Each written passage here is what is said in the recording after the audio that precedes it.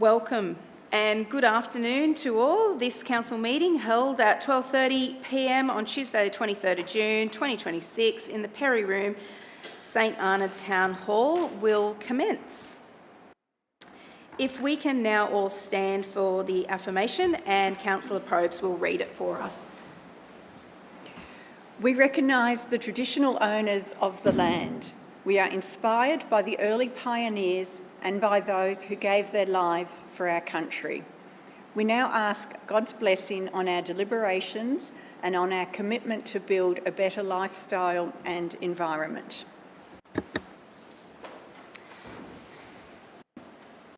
Thank you, Councillor Probst.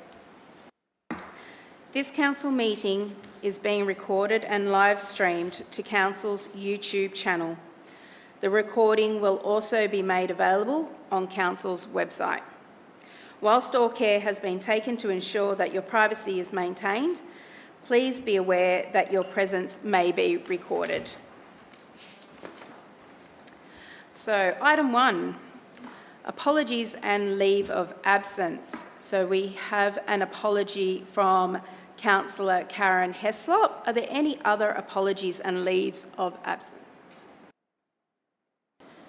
No? Can I have the apology, receive and leave of absence granted? Can I have someone move that, please? Thank you, Deputy Mayor. Happy to move that the apologies and leave of absences be accepted. Thank you. And someone to second? Yeah, I'll second that, love. Thank you. Councillor Blake. All in favour? That's carried. Item 2. Confirmation of minutes for the council meeting held on Tuesday the 2nd of June 2026. All correct. So we have Councillor Blake has moved that they are all correct and true as copies circulated. Can I have someone second that? I'll second that. Thank you, Councillor Probst. All in favour? That's carried. Item 3. Any matters arising from the minutes? No? All happy with that? All those in favour, show of hands. Thank you. Item 4, presentations and awards. There are none.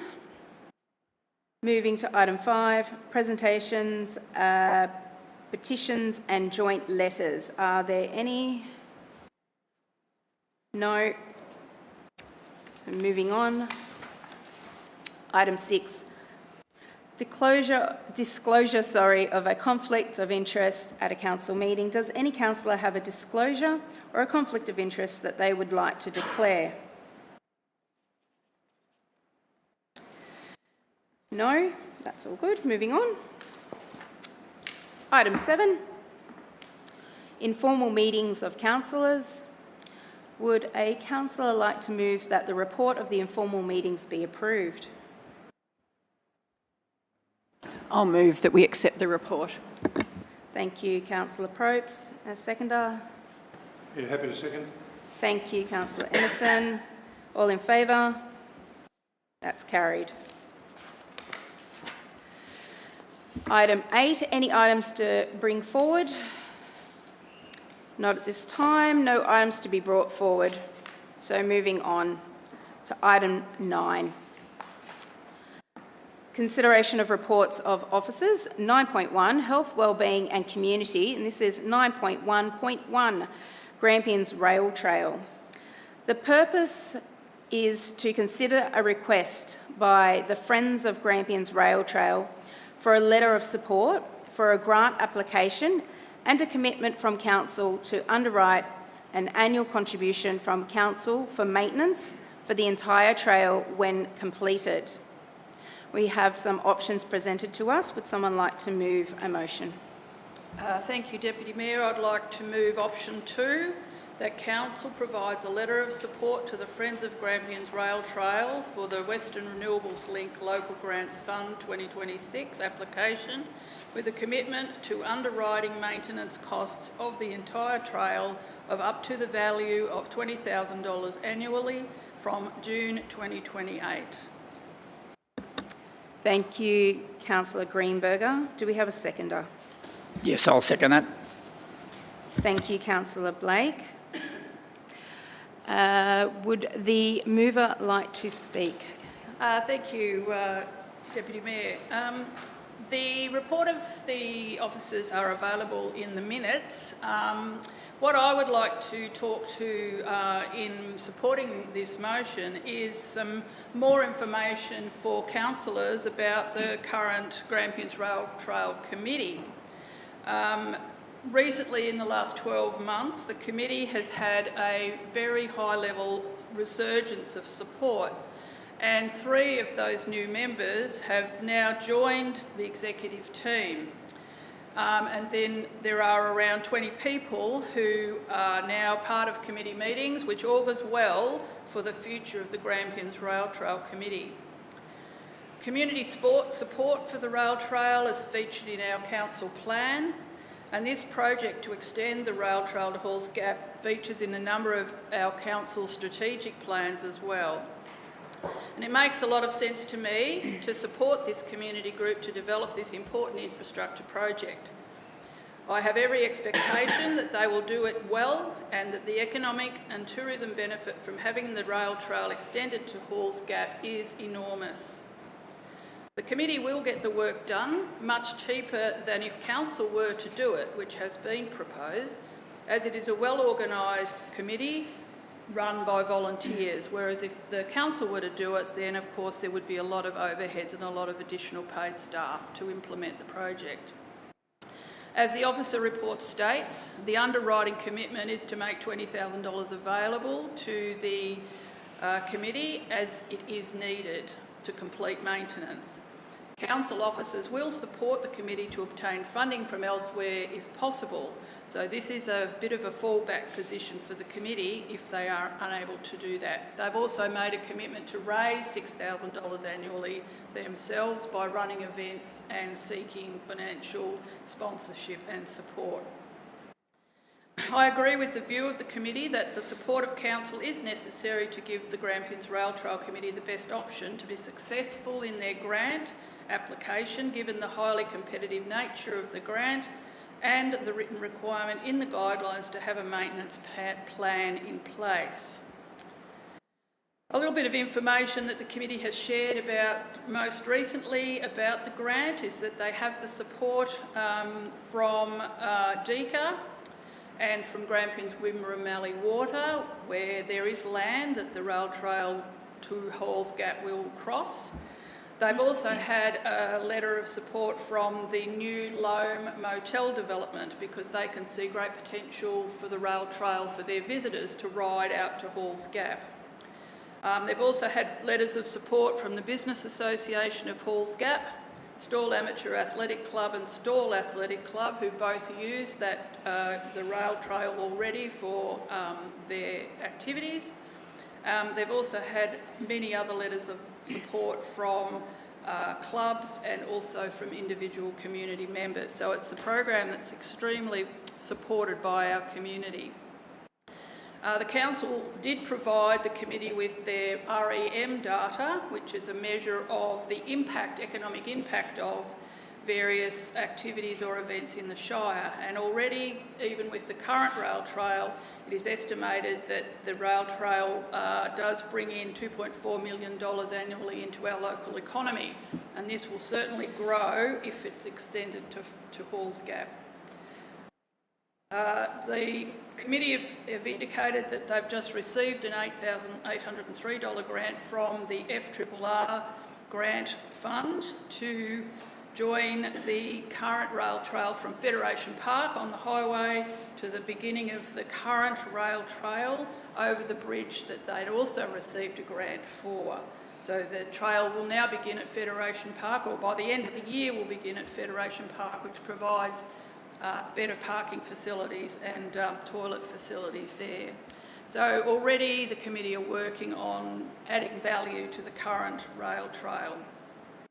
Also of interest is that the committee have been able to arrange a quote for the grant application, which is very subsidised by a local company and the quote is for $288,000. The grant application is for $300,000, so it's extremely discounted, and then their extra money will be required for a little bit of fencing.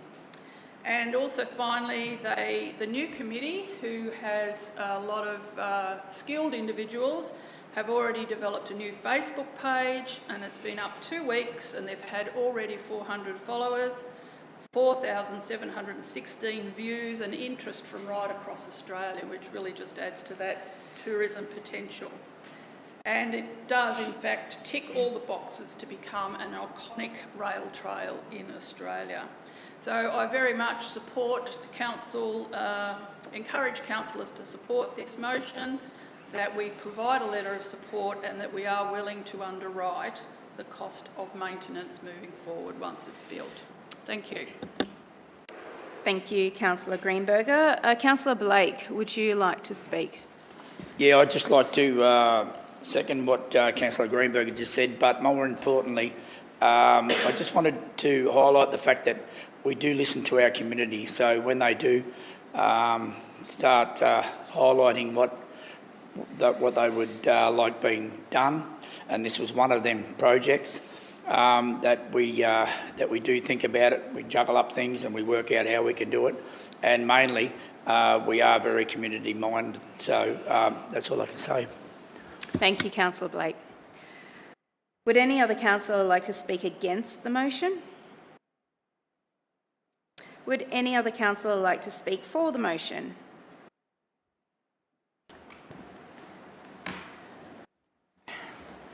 Yeah, speaking for the motion, this was a very difficult decision, which a lot of decisions we make are. We've got a group of committed individuals who want to do something for the community, and I think we should be doing the best we can to support individuals who do contribute their volunteer time and resources. One of the issues is this is not on, well, part of it is on council land, part of it's not. So council is making basically indefinite commitment to, cover maintenance costs up to the $20,000 per year if the committee's not able to support it themselves.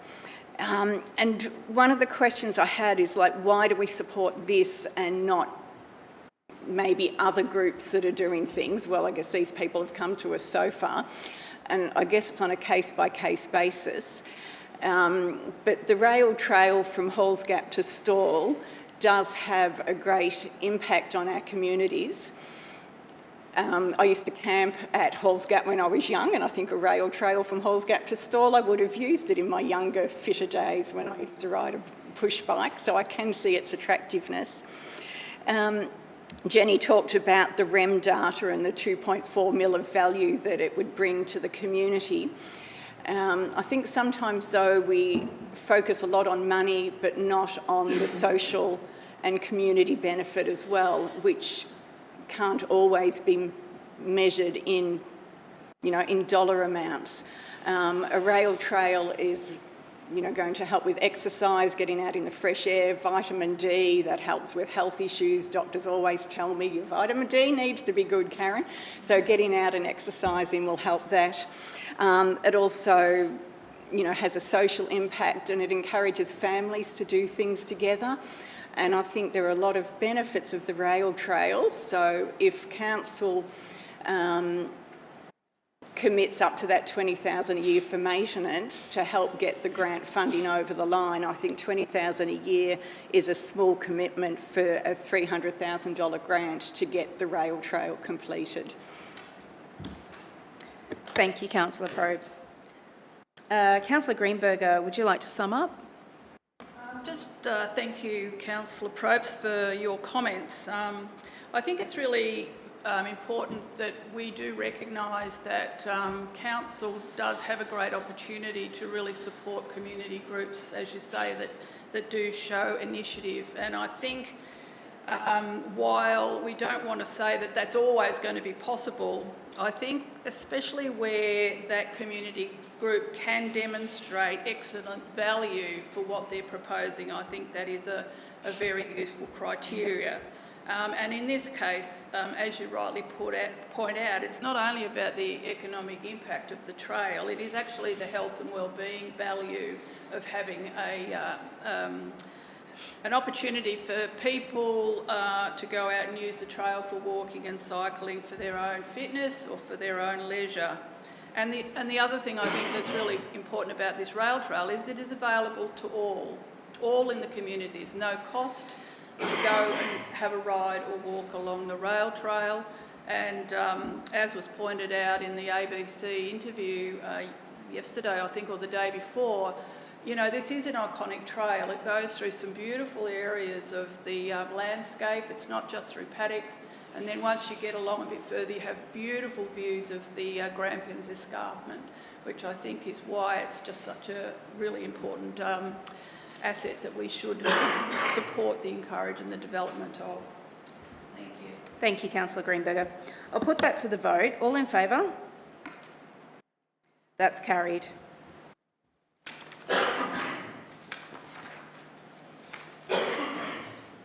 Moving on to item 9.2, which is infrastructure, finance and corporate services. 9.2.1, infrastructure capital works program 2026-27.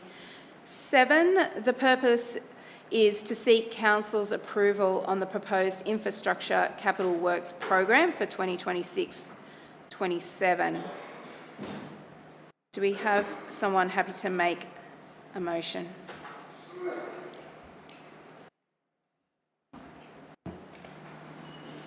I move that Council adopts the proposed Infrastructure Capital Works Program 2026-27. Thank you, Councillor Probes. Do we have a seconder? Yes, I'm happy to second that proposal. Thank you, Councillor Greenberger. Councillor Probes, would you like to speak to the motion? Okay, the infrastructure program basically is how we look after our roads, our assets, how we rehabilitate them, reseal them, final seals, resheeting. I'm learning a lot about how you look after roads. Drainage, bridges, we have an urban road program, a town street sealing program, major rural roads, transport development, road safety, bridges, culverts, footpaths. Oh, and a more exciting one, cyclists and active transport. So that might relate to the previous motion about our rail trail. But basically the money for it comes from government grants, community people, not community people, but the community putting in towards specific programs. Part of it comes from our capital funding process, but basically we have a lot of assets we need to look after and this is the money we have to spend to do it. Thank you, Councillor Probes. Councillor Greenberger, would you like to speak? Yes, I think in sort of passing this plan, I think that as Councillor Probes said, we've got a lot of assets that we need to maintain and it's absolutely critical that that is done with a well-considered plan. So this is our plan for how that infrastructure is going to be maintained over the next period of time, and what resources are going to be put towards what particular infrastructure. And of course it's all important, but it all needs to be prioritised with limited resources. So the plan has been carefully looked at by council in briefings and very carefully prepared by the staff, and I thank them for their work in that area. So yes, I support the motion. Thank you, Councillor Greenberger. Does anybody wish to speak against the motion? Do any other councillors wish to speak for the motion?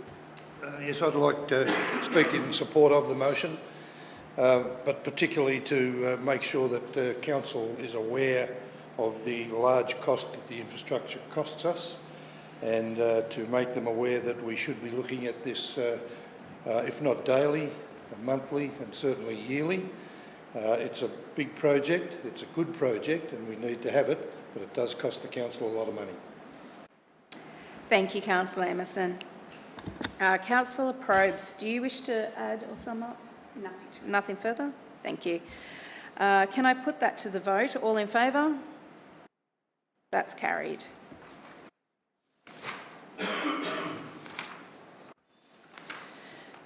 So So now we go to item 9.2.2, Budget Adoption 2026-27. The purpose of this report is to adopt the budget for 2026-27 in accordance with Section 94 of the Local Government Act 2020 and declare rates and charges prudent to Section 155 of the Local Government Act 1989. We do have a lengthy recommendation. Do we have a councillor who's happy to move that motion? Yes, thank you, Deputy Mayor. So I move that Council, having considered the draft budget 2026-2027, resolves as follows. 1. To adopt the budget 2026-27 comprising the 2026-2027 financial year plus the subsequent 3 financial years 2027-28 to 2029-30 pursuant to Section 94 of the Local Government Act 2020. To declare rates and charges for the 2026-27 financial year as follows. An amount of $22,314,489 be declared as the amount which Council intends to raise by general rates, municipal charges and annual service charges, later described in this resolution, which amount is calculated as follows. 1. Residential rate, $10,872,490. 2. Commercial rate, $1,145,300. 3. Industrial rate, $592,700. Farm rate, $6,044,300. Cultural and recreational land, $16,800. Municipal charge is dealt with separately, but there's no additional rate municipal charge. Annual garbage charge, $2,333,692. Annual recycling charge, $1,230,348. Annual FOGO charge, $78,859. The total, $22,314,489.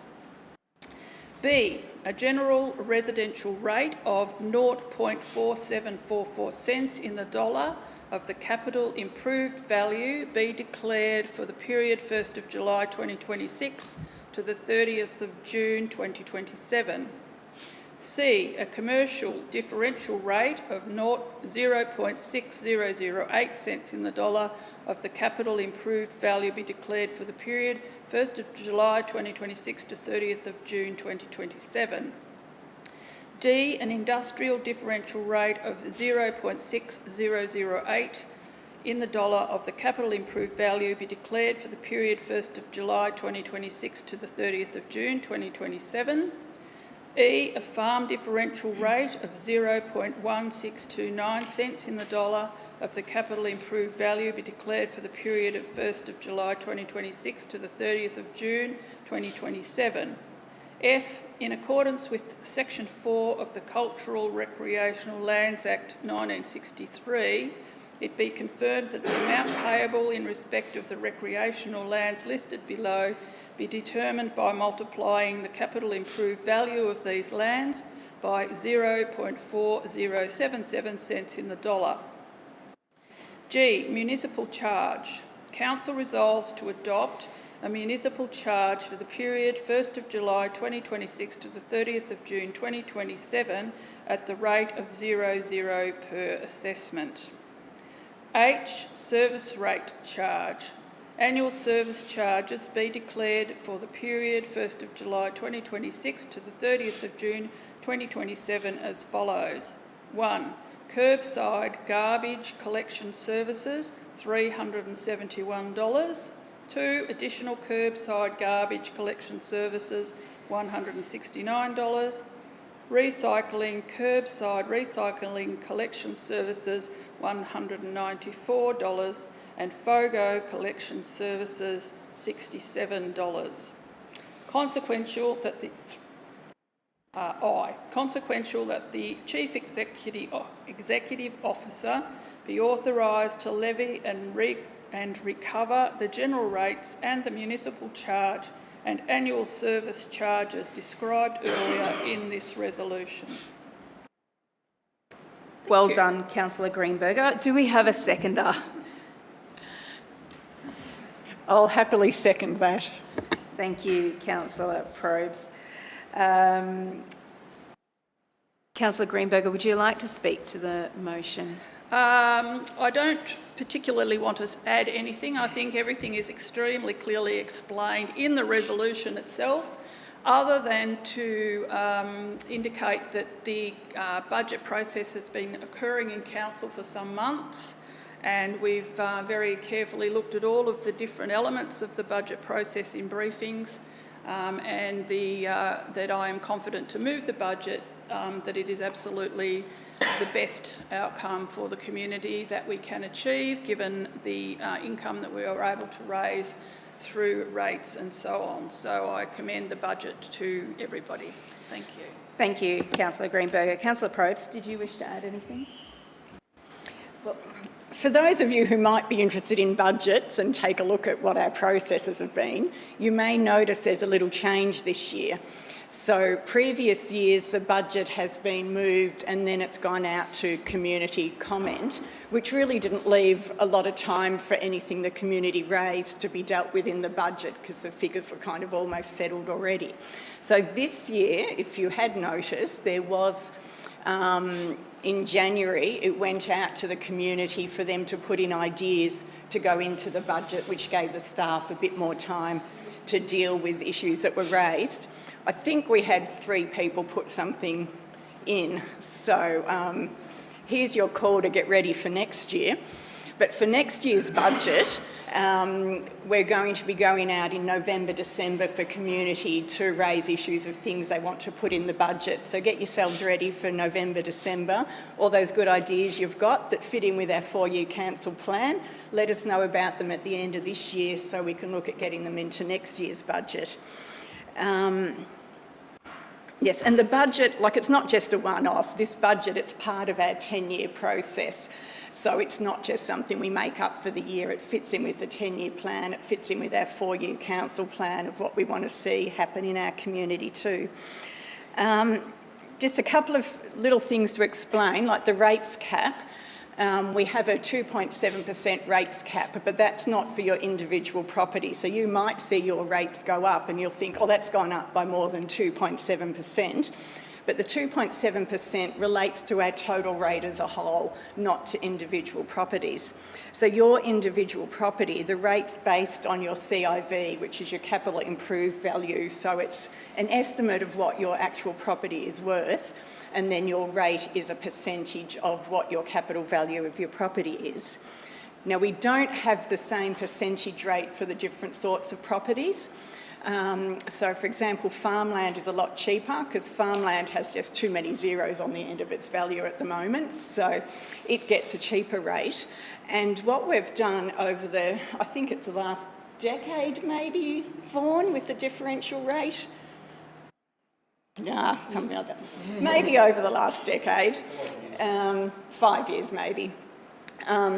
We have a percentage that we raise from each particular type of land. So farmland raises about 30% of our rate, and that's been based on historical figures that we've looked at over however many lots of years.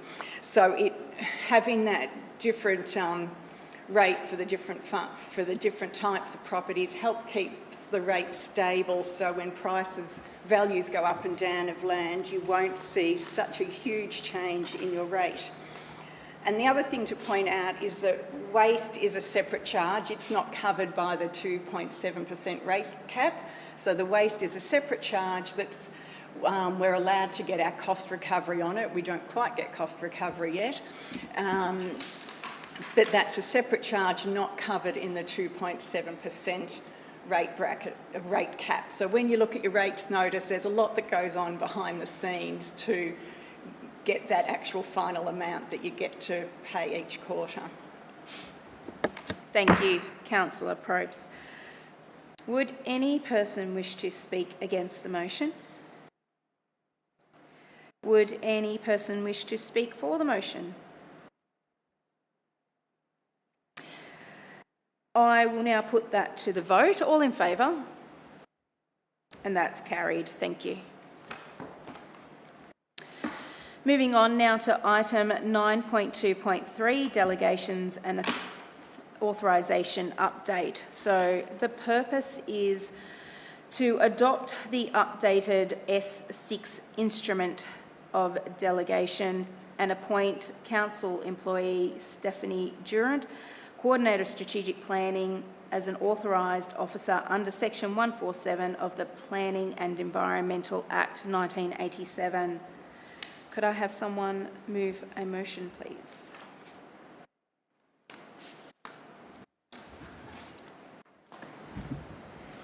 Yeah, thank you. I'm happy to move that Council, in the exercise of the powers conferred by the legislation referred to in the attached instrument of delegation, delegates to the members of council staff holding, acting or in performing their duties of office or positions referred to in the attached instrument of delegation, to members of council staff and powers, duties and functions set out in that instrument, and 2, authorise the Chief Executive Officer to sign the instrument. Subparagraph 2, S11A, Instrument of Appointment and Authorisation under the Planning and Environment Act, that Council, in the exercise of the powers conferred by Section 147(4) of the Planning and Environment Act, appoints and authorises the member of council staff as set out in the attached instrument of appointment and authorisation. Thank you, Councillor Emerson. Can I have someone second the motion? Yes, I'll go for that. Thank you. Thank you, Councillor Blake. Yeah, thank you. All of that sounded fairly involved, but in fact it's not that involved. It's part of the duties that we're required under the Act to perform from time to time when new people come into our organisation or when other people leave. It's basically an authorisation from the Council. We pass on some of the responsibilities of the decision making to our new employers, and that's the position here. It's an administrative decision, and I implore councils to support the motion. Thank you, Councillor Emerson. Councillor Blake, do you wish to speak? Yeah, no, I think Councillor Emerson has covered it all. Thank you. Thank you. Anybody wish to speak against the motion? Anyone wish to speak also for the motion? I just wanted to mention that the council officer who will be added to our instruments of delegation will be Stephanie Durant, which is mentioned in the resolution. Thank you, Councillor Greenberger. We'll put that to the vote. All in favour? That's carried. Thank you.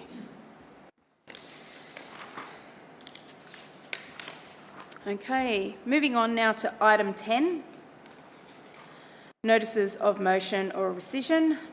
There are none. Item 11.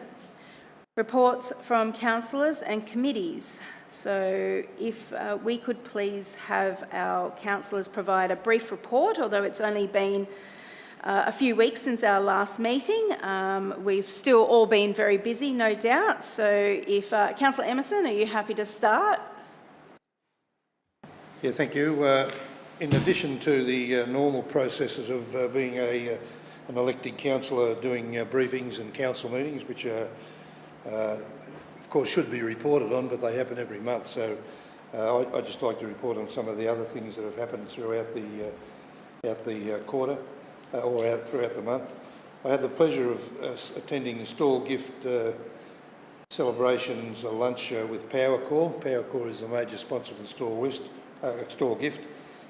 Pretty good outcome.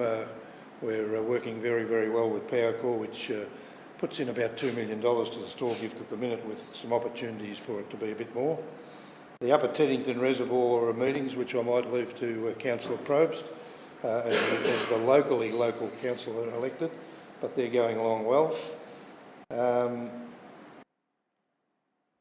I had the pleasure of meeting with the Minister for Tourism, Natalie Suleiman, and invited her to our community whenever she can make it on a number of things that we need to speak to the government about. One in particular is the, I think it's called the Southeast, the polite way of putting it, the Southeast Trail to Wemmer and the zoo. Some would call it the Zoo Trail, but it's got a better name than that. That was very productive. She's suggested she'll come up and visit us and talk to us about what funding might be available to help us with that. Also had the pleasure of attending the opening of the St Arnaud Hockey Club new nets. I understand they've had the nets there for about 40 odd years, and in reality they look like they've been there for 40 odd years too. So council put in a little bit of money for that and got that done. Most of the things we do as local government people, we talk to our community. I know a lot of my business is done at the local supermarkets, and I make it my business to go to the supermarket over here to buy some stuff when I'm here, because that's where you can meet up with our community. So that's been it for me for the last couple of weeks. Thank you, Councillor Emerson. Councillor Probes?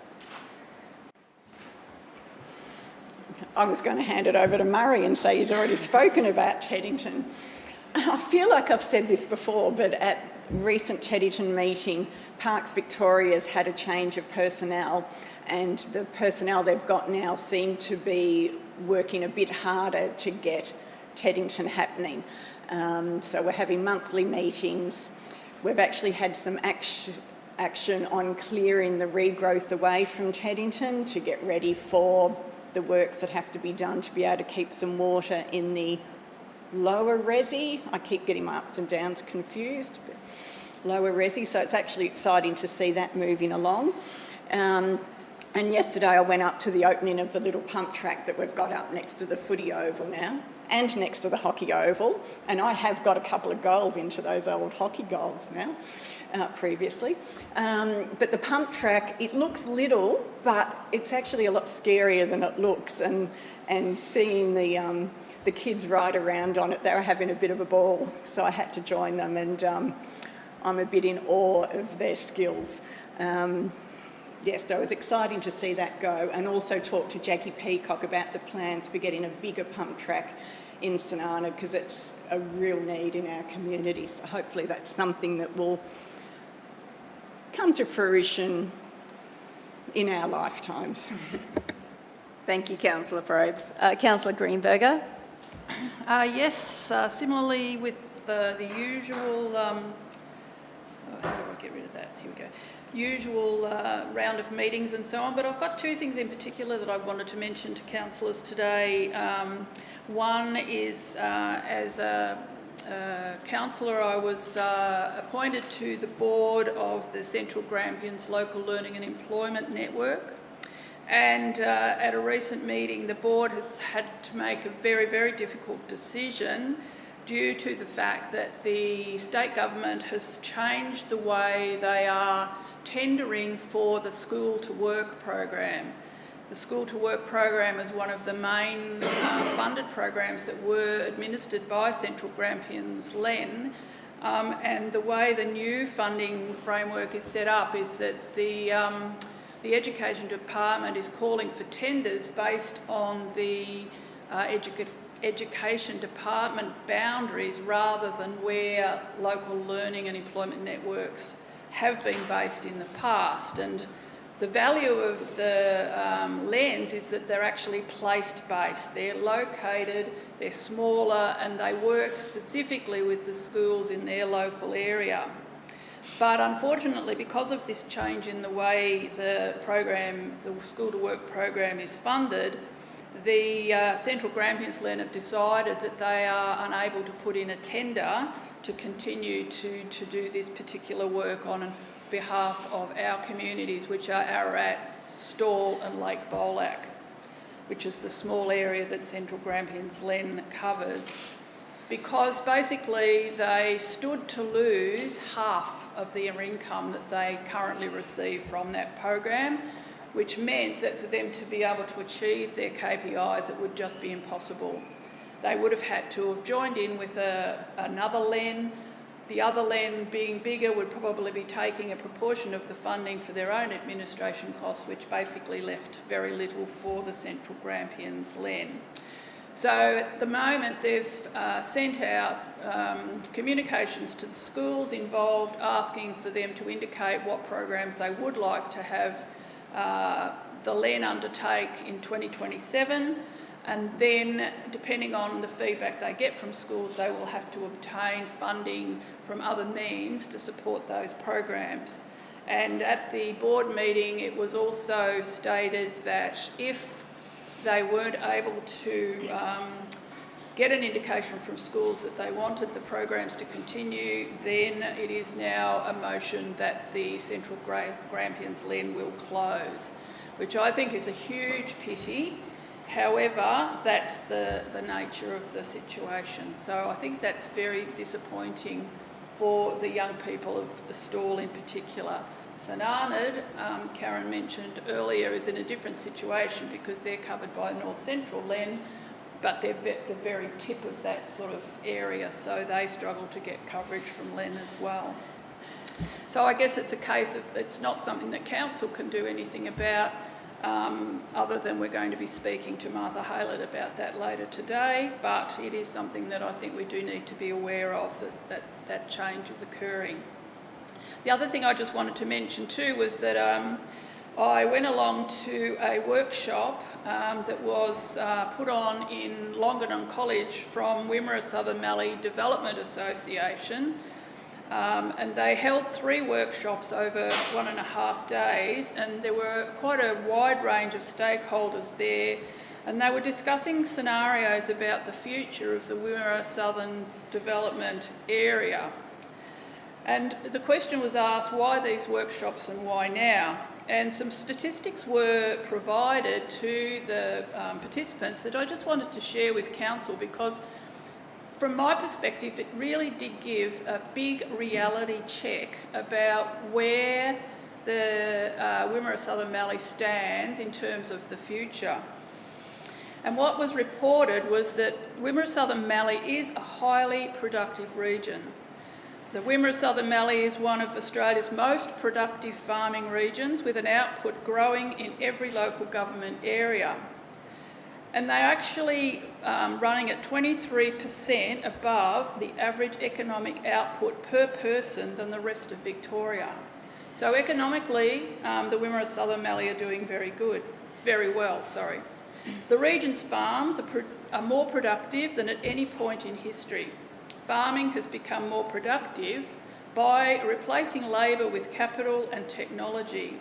And that is a success, but it means strong farming no longer automatically creates strong towns. And I think that's the issue that we're seeing in this region. The region, unfortunately, is not reaping the benefit from these stronger farming enterprises. 5 of 6 local government areas are losing population, and there is a projected 12.8% reduction of working age people by 2036. And the income gap with the rest of Victoria has also widened over the last 20 years. We are now, in the Wimmera Southern Mallee, $6,700 below the median income per person per year compared to the rest of Victoria. The region produces wealth through farming, but is not retaining its people, its services, or its local investment. And the discussion was about there is major investment arriving in the region. There's a confirmed pipeline worth at least $12 billion in food processing, mineral sands, renewables and transmission lines over the next 3 to 5 years. And the risk for the Wimmera Southern Mallee is that when major projects arrive, but the region captures too little lasting benefit. Workers drive in and out, housing market tightens, services are stretched, infrastructure lags, and local businesses miss the supply chain. That's the risk. If the infrastructure's coming or the investment is coming, we need to be able to reap some benefit for our towns. And the choice that we have is that, do we plan for growth on our terms? Do we strive for a settled population, stronger services, enabling infrastructure, local ownership and more value retained in the region? The question is, are we ready?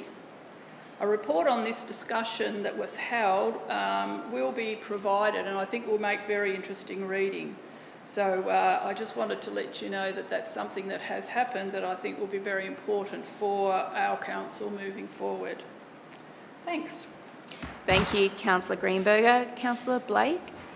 Yeah, I'm well aware of the time. It's been, well, like Councillor Emerson said, that most of our interaction with the community is done in like supermarkets and places like that. We're very aware of how our community feels about the job that we're doing, and we're trying to accommodate them the best way we can. On another note, our boys group is going really well with support from local businesses like Andrew Kennedy, supporting them, and it's been really good, but that's about all I've been up to. Thank you. Thank you, Councillor Blake. And very quickly for myself, I have been in attendance, along with Councillor Greenberger, to the last CRG meeting in Charlton. I've also attended with 5 other mayors and CEOs from the region in regards to our renewable readiness study, and presented that to Dr. Anne Webster. And I've also been continuing on with my campaign in regards to trying to get a container deposit scheme out at our very busy Halls Gap to help alleviate some of the waste issues out there. So that's probably taken up a good portion of my last few weeks. Now, would I be able to please have a councillor move that those reports be accepted? You happy to move? Thank you, Councillor Emerson. Someone to second? I'll second. Thank you, Councillor Probes. All in favour? And that's carried. Item 12, urgent business. There is none. Item 13, public question time. We have had a last-minute question without notice. So I will just read out. Question time shall not exceed 15 minutes. A maximum of 3 questions at any one meeting. The presentation of each question shall not exceed 2 minutes. Speaker can provide a brief background to their question for 30 to 50 seconds. The Chair may disallow a question. Chair may accept or reject additional questions. A question will not be debated, and a written response will be given for all public questions. So we do have Mr. Reynolds. You've come along to our meeting today and have put forward 2 questions. Do you have the copies in front of you? Do? You're fine? So you just, yeah, that's it. Put the microphone on. Excellent. And if you'd like to ask your first question, please. Okay, so we'll have it. My name's David Reynolds. I live at number 6 William Street, St Arnaud. I'll give you a little bit of a briefing, aware of the time. Question 1. So on the 23rd of February 2026, a stolen car was burnt out at a rest area approximately 1.5 kilometres west of St Arnaud on the Wimmera Highway. That car has been there since that date. People are now dumping their rubbish in the car. It's an appalling look to people entering the town on the busy Wimmera Highway. Given that the Northern Grampians Shire Council has spent considerable dollars and time on things such as the Wayfound Northern Grampians Shire Council tourism signage strategy, and also the construction of nice new signs welcoming people to the town, could the Northern Grampians Shire Council please invest some time and even money into the removal of this eyesore, which does nothing but make us look like a lawless backwater? That's the first question. Question 2 is, according to the Northern Grampians Shire Council website, it claims the council is elected by the people of Northern Grampians every 4 years and reports to and is accountable to its community. Why is it that the Northern Grampians Shire Council meetings require questions from the public, quite possibly the most grassroots of council accountability, to be vetted prior to being asked, and why cannot questions be taken from the floor? Thank you, Mr. Reynolds. Now, I do appreciate you coming in today and providing these two questions. They are without notice and you have written them down and provided them. So in order to give you a fair, accurate and a thought-out response, we will take them on notice and provide that to you very shortly. Thank you very much for coming, Mr. Reynolds.